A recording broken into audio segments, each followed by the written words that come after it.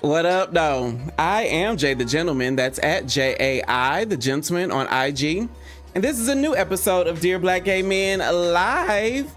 Normally, I would jump straight into the show because we have a lot to get in. But today, I'd like to start just a little differently. Recently, we lost a giant in Black gay culture. Dr. Stefon E. Wallace is a name that not enough of us know. He was a pioneer, and the work that he did in our culture is something that we all feel and live in every day, even if we don't know it.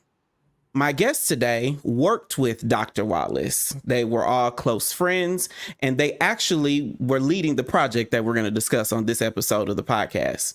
They and I feel the sting of his loss deep.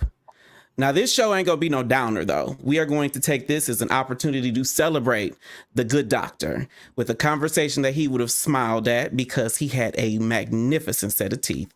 He would have let out a deep laugh. And I think quite possibly the only person with a deeper voice than Stefon Wallace is Lewis. And then he would have had the absolute pettiest shit to say, just like Daniel Driffin. This show and each of my guests and I would not be who or what we are today without the life of Dr. Stefon Wallace. I'm proud to say that we and so many others are his legacy, and he now is with the ancestors. Now, let's get into the show.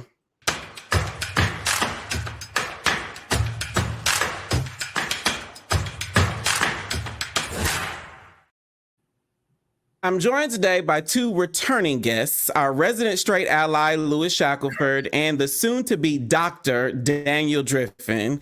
Hey, y'all. How are you? Real good. How are you, friend?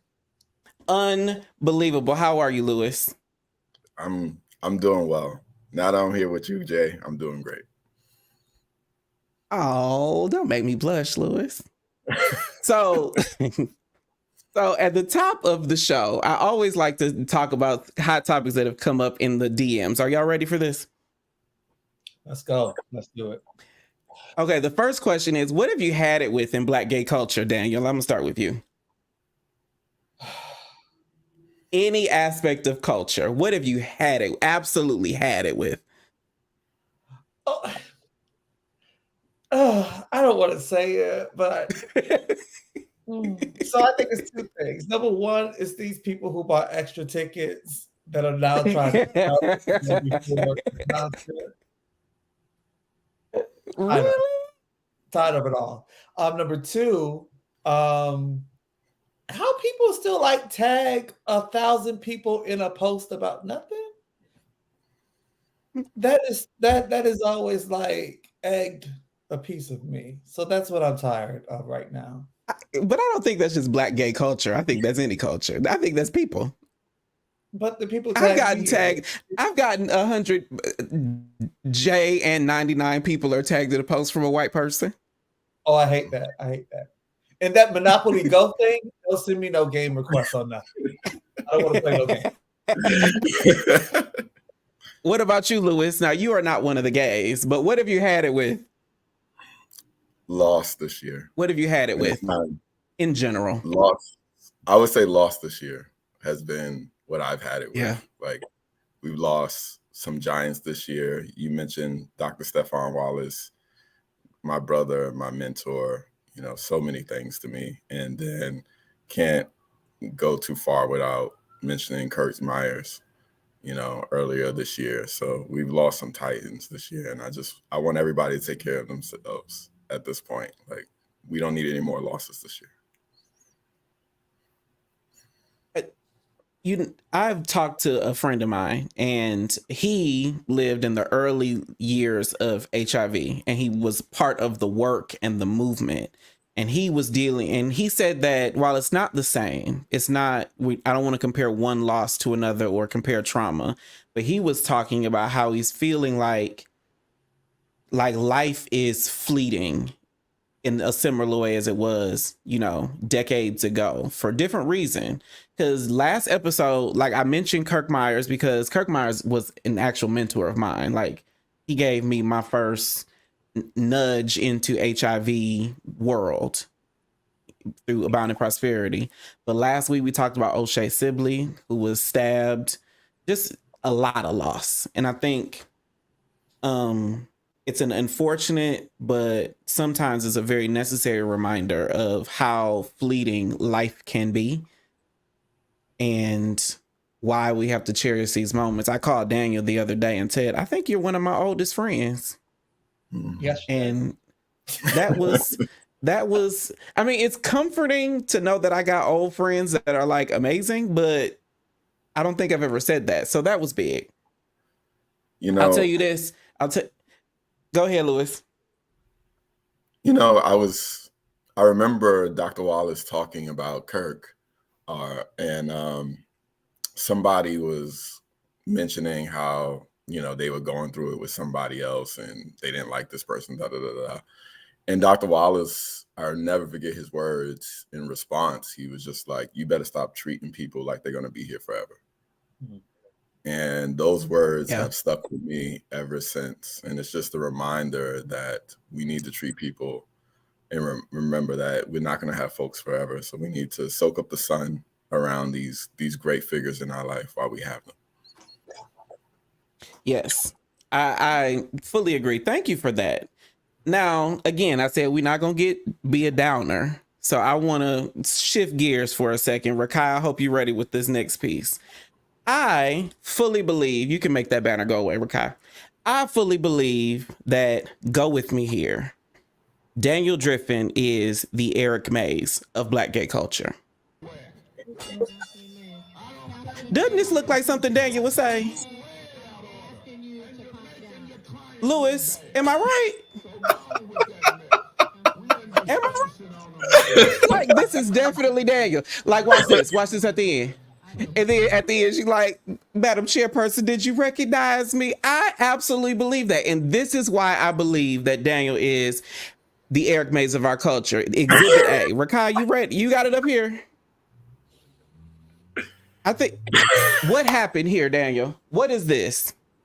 What is this? And what... First, sorry to this man. This poor little white man didn't know who he was messing with or what he was doing. Somehow or another, this gives full Eric Mays energy. For those who don't know, Eric Mays is a city council person from the city that I was born in, Flint, fucking Michigan. And he don't play. He is always for the shits. Daniel, this is your Eric Mays moment. Tell us what was happening here.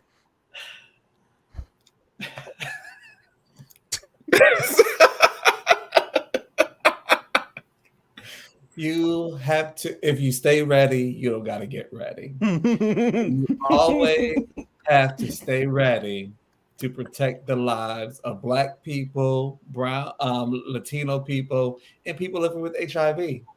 And this individual said something sideways, and you know, I addressed it in the middle of the meeting. We went to lunch. I walked outside and like tried to pull myself together, but then I had to come back inside. And that was the picture of me coming right back inside. And, you know, I just had to talk to him a little bit more. And they got that picture. I think the moment that told me that somebody had fucked around and found out is the hands here.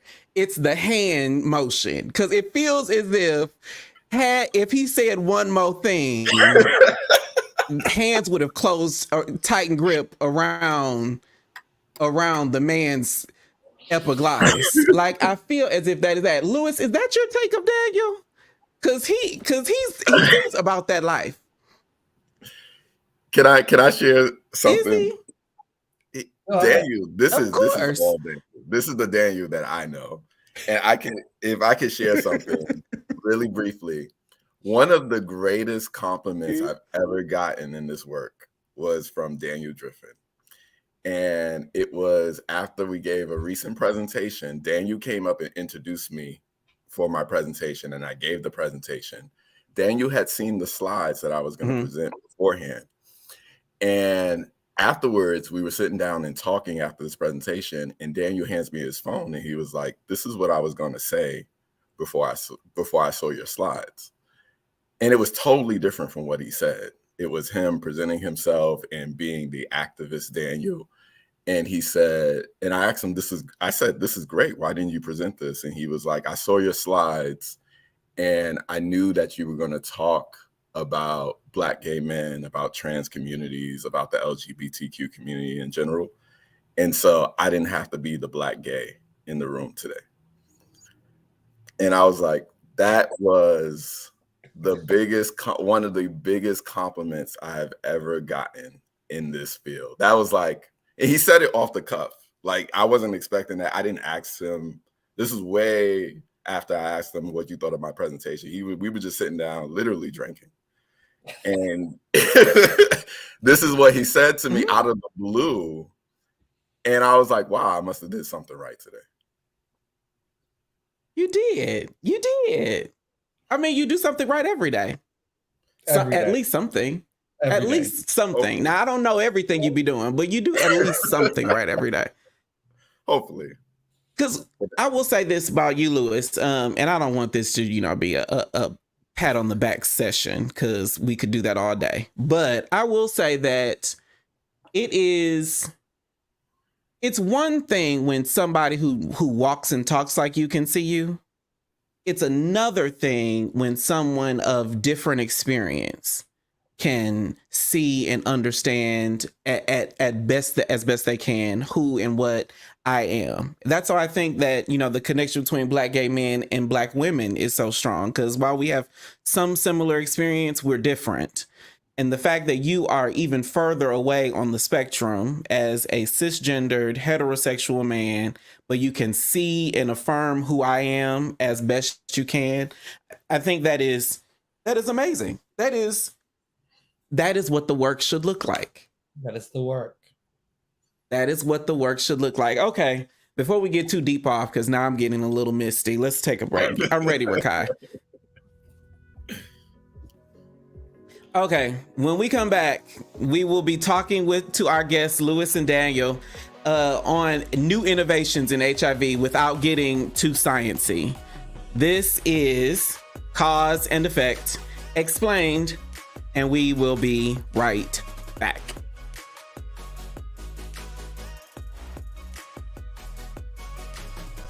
Get in the conversation. This comment says, I did a good job. It's time for a congratulatory ejaculation session. Chat live on the show and get exclusive content. The bottoms are going to eat me up for this in the chat. Join the Dear Black Gay Men Insiders group on Facebook.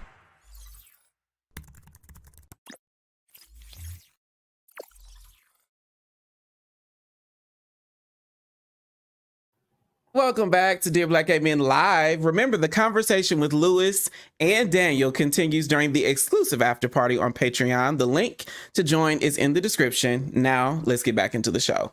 So, Daniel, Lewis, let me tell you how dope the production team is here. So, I know y'all are both scientists, right? Uh-huh. And we are about to talk about sciencey stuff.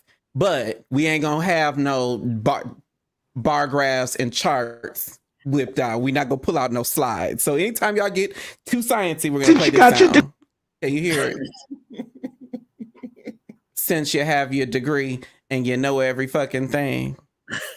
So just know, if you hear that sound, it means you veering off the deep end. To bring it back. Fair? Do I have your permission? Fair. Yes. Okay. So I'm ready for this, Rakai. I hope you following me. Everybody has seen the Montgomery boat brawl where Black people made the ancestors proud. Play the video, Rakai.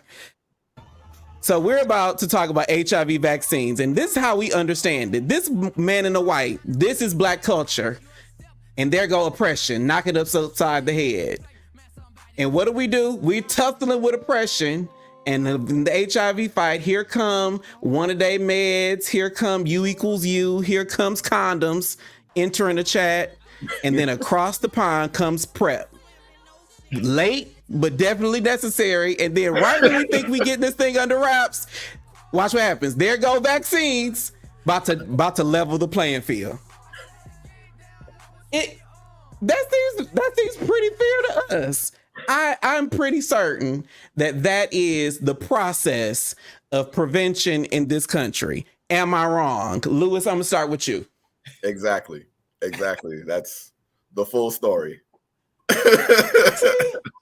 Okay, Past, present, so Daniel, help me understand, how are vaccines going to save lives? Let's just start there. How are they going to save lives in the most non-sciencey way possible? Ooh, I never would have expected to use that video to explain our discussion tonight, but you did it again, so thank you. So long story short, okay. I got my finger on the button to remember that. Go ahead. Vaccines, okay, basically gives your body information, okay, to begin the process to build protection. Okay. I promise I don't have the butt. You ain't there yet. You ain't there yet. In the form of antibodies. Okay. Okay. Once you have the antibodies, and antibodies, it takes like 2 to 3 weeks or so for antibodies to show up. Okay. But once you have antibodies, you can have protection for years. Okay. So, like, think of the chickenpox vaccine. Okay. Mm-hmm. Many people acquired chickenpox as a child. Okay. That's like natural immunity, but you also can get a shot, right, to protect yourself. Okay. Mm-hmm. Once getting that shot, you should be good until you need another booster. Okay. So like we've used vaccines for hundreds of years. Okay. So think of like your flu vaccine, think of your the MMR, the mumps rubella vaccine, think of even HPV, the human papilloma virus. Okay. So that's the conversation of vaccines. Vaccines basically teach your body how to protect itself from the inside without additional medication. Okay, so Lewis, I'm gonna come to you for this one.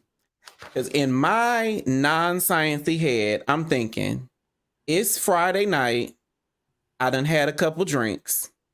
I'm on the apps at Mix, trying to figure out what I'm going to get into on my way home. Mm-hmm. That's real life.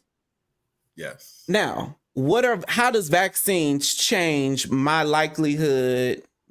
How does vaccines change my actual lived experience for getting from Mix in Midtown to Decatur, Georgia, where I live, and the piece of ass that I might pick up on the way?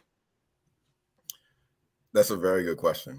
So the vaccine empowers you to do all the things that you wanted to do, or all the things you just described that you wanted to do. So a vaccine is, as Daniel described, is on-demand protection from HIV. So this is something that is always once you have the vaccine, it's always there providing protection to you from HIV. So it's on demand and it's there when you need it. It's also something that potentially doesn't require a lot of follow-up. So you get that vaccine and you don't have to worry about HIV, ideally until you need a booster, which could be, let's say, maybe a year away. So I think it does a tremendous job of release. Oh, I'm sorry. Go ahead. I think it just does a tremendous job of what? Releasing us from the stigma, from the pain mentally that HIV causes. Like, we've had communities living under the scourge of HIV for decades now. And so we've never overcome a virus fully without a vaccine. History has shown us that if we're going to fully overcome, make this getting to zero thing an actual real thing and not a concept that we're just pressing towards, indefinitely, we've always had a vaccine to back us up in doing that. And so I just think about how amazing it would be for you to go out on that night and never even have to worry about HIV. Okay, see, now you're talking my language. Being able to do what I do and never have to worry about HIV. Now, I hear that. How does this differ from PrEP? Because presumably we're talking, if it's a vaccine, it's someone who is not living with HIV. And there are many people, myself included, who have been on PrEP, once a day PrEP, injectable PrEP is now a thing. Like there's so many other options. Why is vaccine necessary given all of what's available? PrEP is a very effective option. And I don't want to take anything away from PrEP. If PrEP works from you, either oral PrEP or injectable PrEP, then hallelujah, do your thing. But the reality is that PrEP doesn't work for a lot of people. That we've had PrEP for an oral PrEP for over 10 years, and we haven't seen much movement in the number of HIV infections each year. I think the most we've seen in like Black people is like a decrease of 6%. That's not a lot considering the amount of infections that we see every single year. So we're adding more. So first and foremost, vaccines is another option for people who don't like taking pills, who are squeamish about having to take a medication every single day. Vaccines are also tend to be cheaper over time. So that's another thing. Yeah. And we know that cost is a barrier when it comes to PrEP. So fun fact, real quick.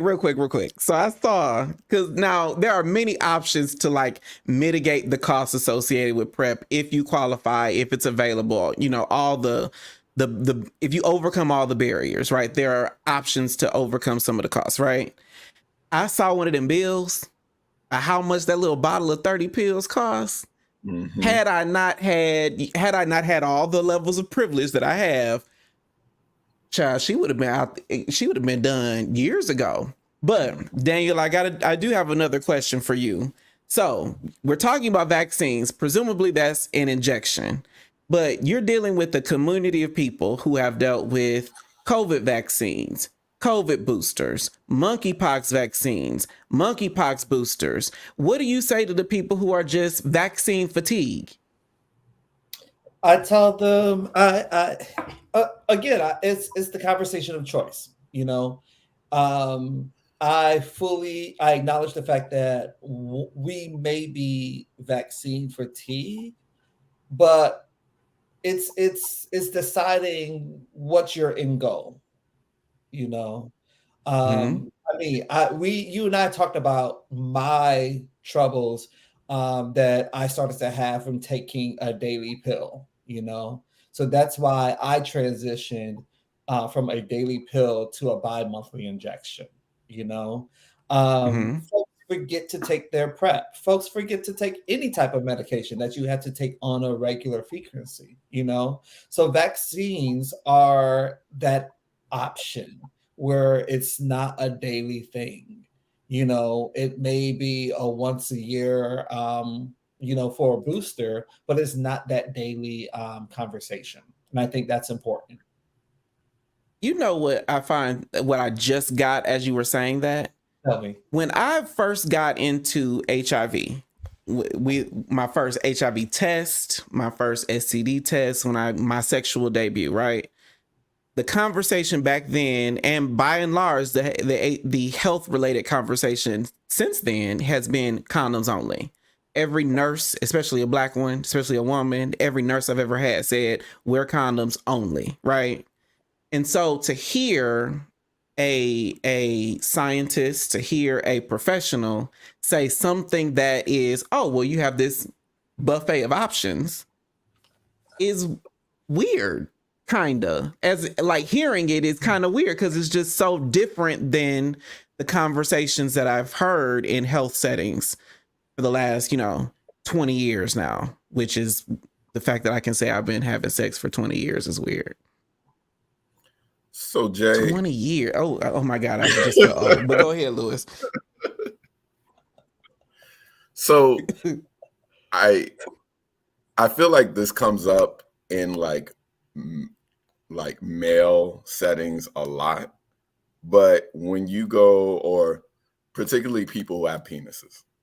Okay. Let me say that, because when you go over to people who have vaginas, they have a plethora of options when it comes to birth control. and they had like a whole smorgasbord of stuff you got going on. You got injectables, that release medication over months and months and months. Implants. I'm talking about implants. I'm talking about pills. I'm talking about a range of pills. There is so much going on the side of reproductive rights and birth control. It's like, I feel like a lot of what we do in the HIV space is trying to bring those same sort of options for everybody who is concerned about HIV. I'm curious because presumably, now I'm not going to ask what's between your legs, but I'm just going to assume, I'm going to go down and live. We all got penises, but I'm just curious.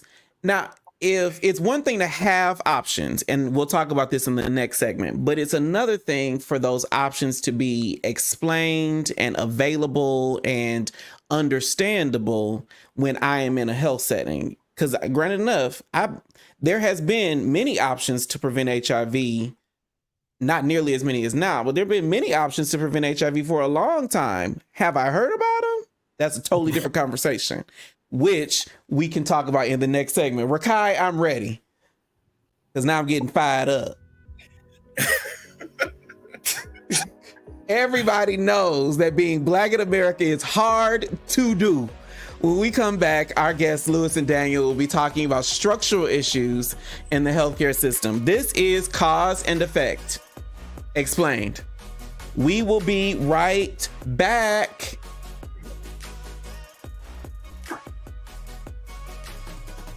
What up, though? The conversations stay lit on Dear Black Gay Men podcast. Hookup, entanglement, situation, relationship, everything from dushing to dating. A top verb, but I am not a top noun. I am a guru at first dates. It's new every Wednesday. Subscribe now.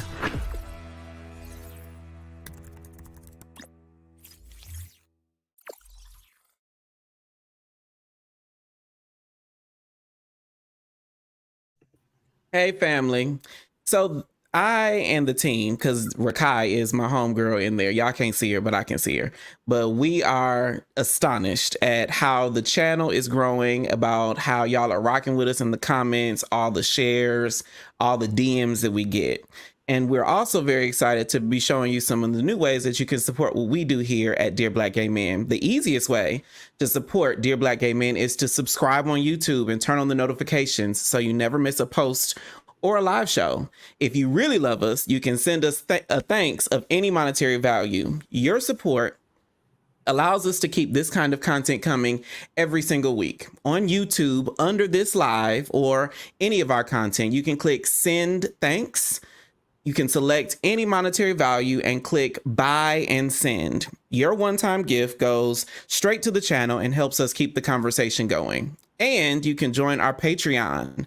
The link is in the description. As a monthly subscriber, you can join the after party and get exclusive content, early access to merch and events, and so much more, which I'm excited to talk about shortly. I want to thank our newest patrons. You can put their names up now, Rakai. MW, Saj, Shaw, G, thank you for joining. Now, let's get back into the show. So, Daniel and Lewis. Now, we've talked about having these options, right? And we left the last segment. I will tell you a couple things. There is a comment that I have to mention because I'm going to get in trouble if I don't. Malik says, not fired up. Let's go. I am fired up. But this one says Jay got the sex experience, not practicing, but a professional. And to that, I say thank you. But I will tell you this, Lewis, I'm gonna put you on the spot for a second. Do you mind? Sure. Do you mind if I put you on? So when we go to break, y'all can't see each other, but I can see you. And Lewis just reapplied his chapstick, right? Last time Lewis was on here, my mother and I are watching the show together, and she cannot get enough of your lips, bro. So if you ever need a girlfriend from South Georgia, I know somebody.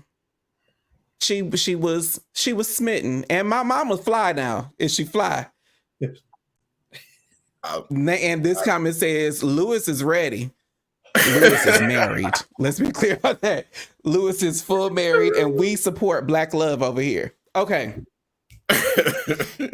So, needless to say, that was good. Okay, so we talked about having a plethora of options. We were talking about birth control for people with vaginas. I love that language. But now, a plethora of options.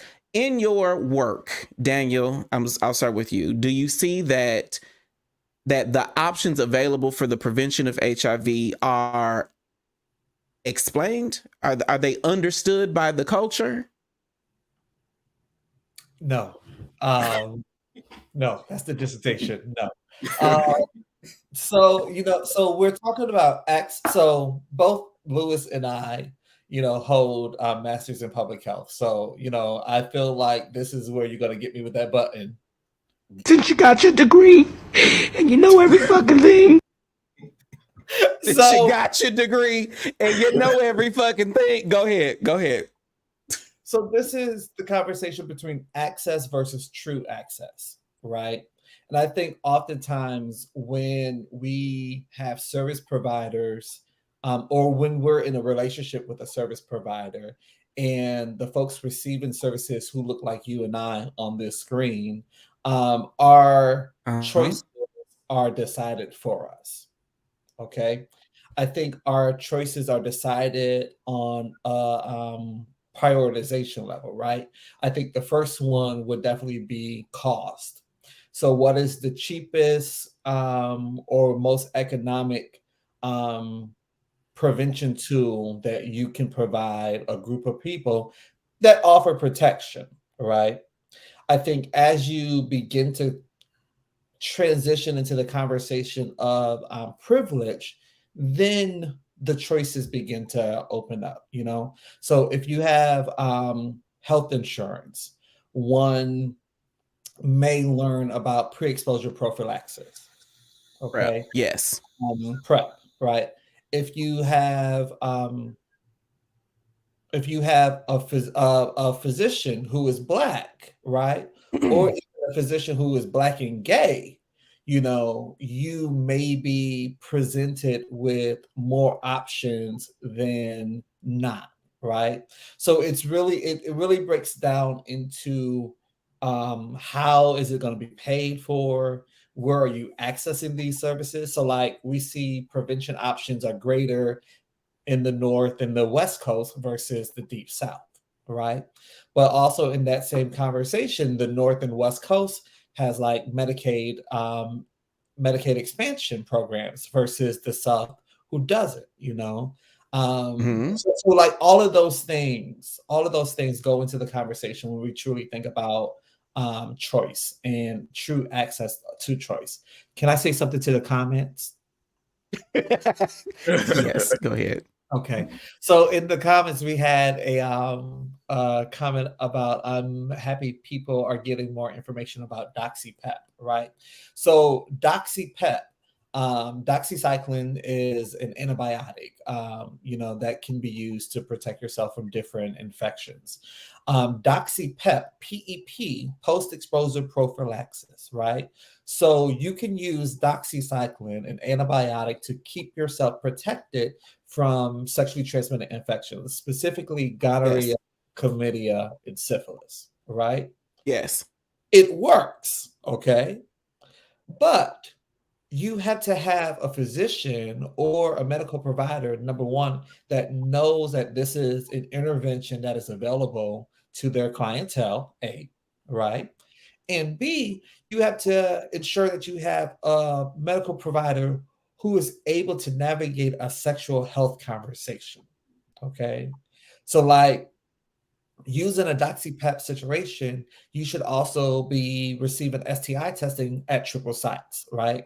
Meaning if you suck a dick, you should get your mouth swab. If you like it in the butt, get your butt swab. And if you like receiving head, like piss in the cup, right?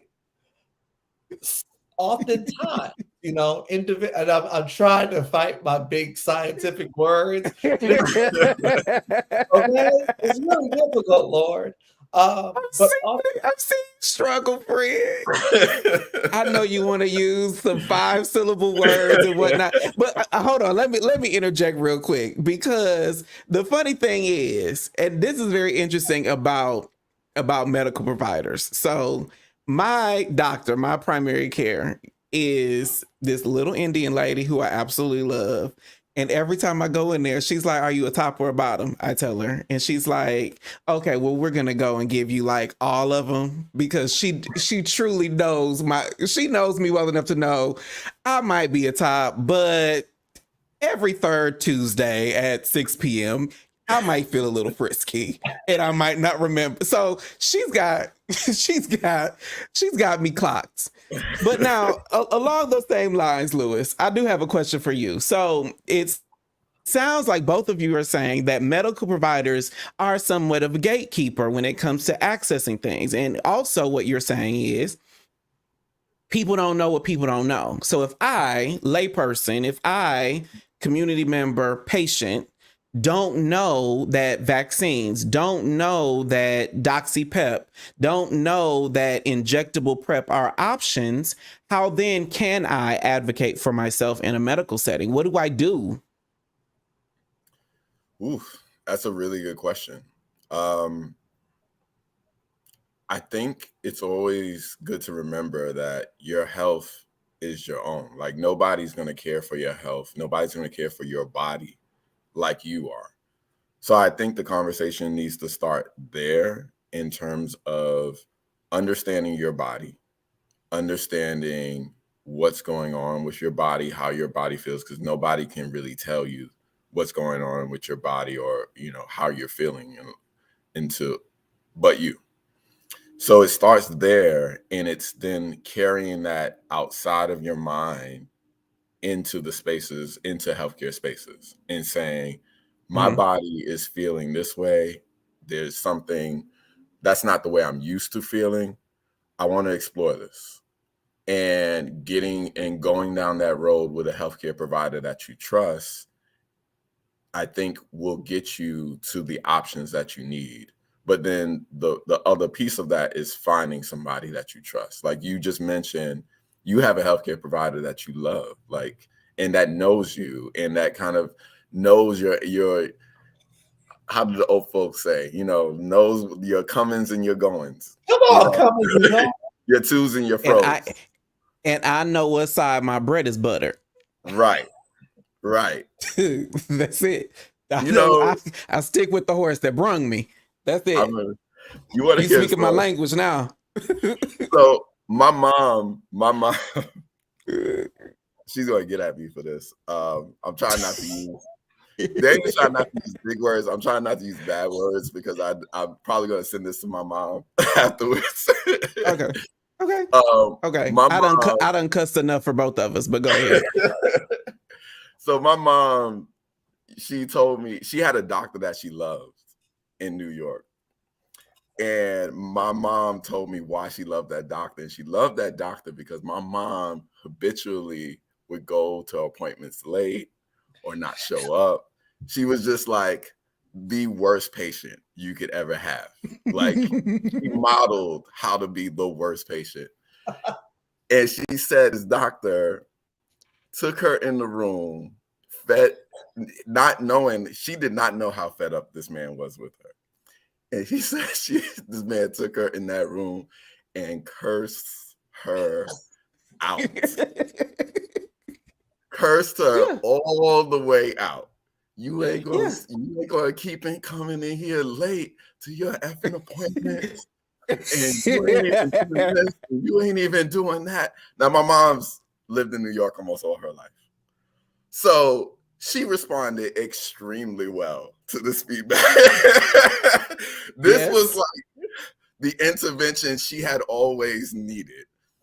And it for whatever reason, that resonated with her.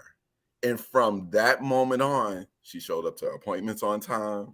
She followed this man's advice to the T, and they had a beautiful relationship. The only reason she stopped seeing him was because he literally left New York, and she had to get another doctor. So that'll do it. That reminds me of one man who told me what to do. And just like Jill Scott, if you can tell me what to do, you can tell me what to do. So that, but if you can't tell me what to do, you can't tell me what to do. Right. That relationship with a healthcare provider is so essential. And it comes not in, I say all that to say, it comes in ways that we don't always expect. Like it may look differently for each person, but however you need to form that relationship with a healthcare provider, form that relationship that works best for you so that you can have honest conversations with your healthcare provider about your health. And I feel like that will lead you to the options that you need for HIV prevention, treatment, and so on. I said this all the time. Like, the longest relationship I've been in is with my physician, okay? Like, I've been together with my doctor for 13 years now. And I think the key is only seeing him like 4 times a year. So, that's not it. If you're single, looking to date, let's just see each other 4 times a year. Oh, I thought this was shoot your shot. I'm sorry. Go ahead. No, that was yesterday. Shoot your shot was yesterday on Wednesday.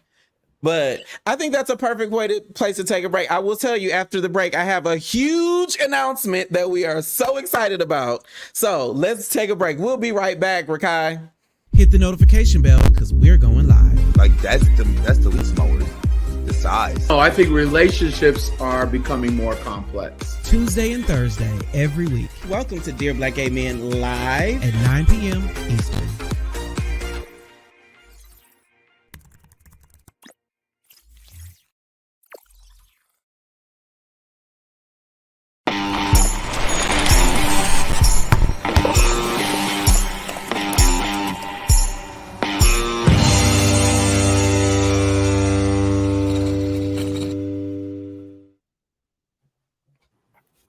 You absolutely read that right. Let me give you some backstory. We started with Dear Black Gay Men podcast on Wednesdays. Now we have Dear Black Gay Men Live every Thursday, this show. Get ready, because Dear Black Gay Men will be going live for the first time in front of a studio audience. Put up the flyer, Rakai. I'm so excited about this. We are so excited to take the show on the road to Washington, D.C. during the United States Conference on HIV/AIDS. We have partnered together with the HIV vaccine trials, who Lewis and Daniel are here representing, to create an experience that you do not want to miss. You know the conversation is going to be lit. The wine will be flowing. I promise I will only have 2 glasses. And the vibes are always going to be high. So, Dear Black Gay Men, come see me in D.C. The show is September 8th. At Buzzboys and Poets on K Street, Daniel, in Washington, D.C. For more information and tickets, go to dearblackgaymen.com/events/DC. As usual, stay tuned to Dear Black Gay Men Live because we have much more in store to announce. So, Dear Black Gay Men and everyone else watching, come see me in Chocolate City. That was our show. I am Jay the Gentleman. That's at JAI. Oh, my bad. Supposed to hit the wrong button. That was our show. I am Jay the Gentleman. That's at JAI the Gentleman on IG and Facebook. If this episode made you feel a little more dope, be sure to subscribe on YouTube, like the video, and share it with someone who needs a dopeness reminder. Dear Black Gay Men podcast is new every Wednesday. You can stream it on Apple Podcasts, Google Play, Spotify, or wherever you get your podcasts. And then Dear Black Gay Men Live is new on Thursday. So follow at Dear Black Gay Men on social so you never miss a thing. I am Jay the Gentleman. This has been Dear Black Gay Men Live, and I will talk to you next time. Bye.